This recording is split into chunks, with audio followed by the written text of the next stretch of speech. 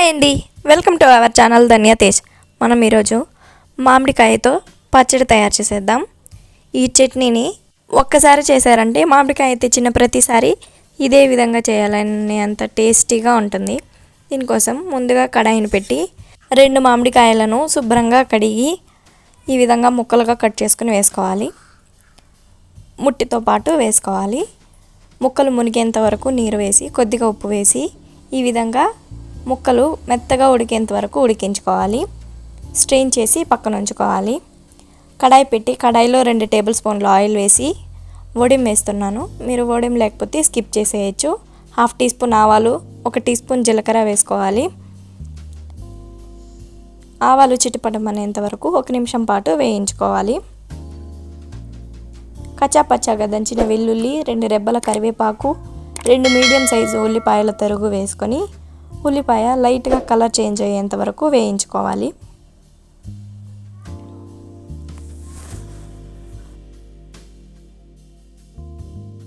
ఉల్లిపాయ లైట్గా colour change అయిన తర్వాత 2 చిటికళ్ళ ఇంగువ వేసుకోవాలి. ఇంగువ వేసిన తర్వాత గరిటెతో ఒకసారి మొత్తం కలిసే విధంగా వేయించుకోవాలి. 1/2 టీ స్పూన్ పసుపు, రుచికి తగ్గట్టు సాల్ట్ వేసుకొని ఒకసారి వేయించుకోవాలి.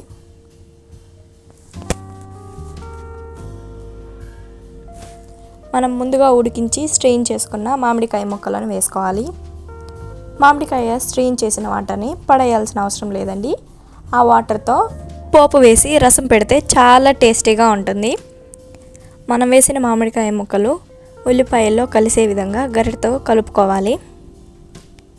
1 నిమిషం పాటు వేయించిన తర్వాత 3 టేబుల్ స్పూన్ల వేరుశనగ గింజల పొడి, 2 టేబుల్ స్పూన్ల ధనియాల పొడి, రుచికి తగ్గట్టు కారం వేసుకోవాలి. మామిడికాయ పులుపుని బట్టి కారాన్ని అడ్జస్ట్ చేసుకోవాలండి. మొత్తాన్ని కలిసే విధంగా ఒకసారి వేయించుకోవాలి.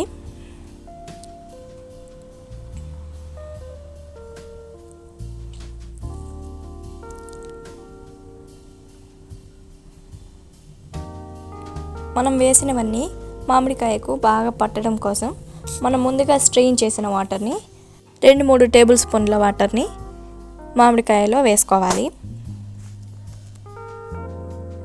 మీకు నచ్చితే కొత్తిమీర తరుగు వేసుకోండి. నేనైతే వేయడం లేదు.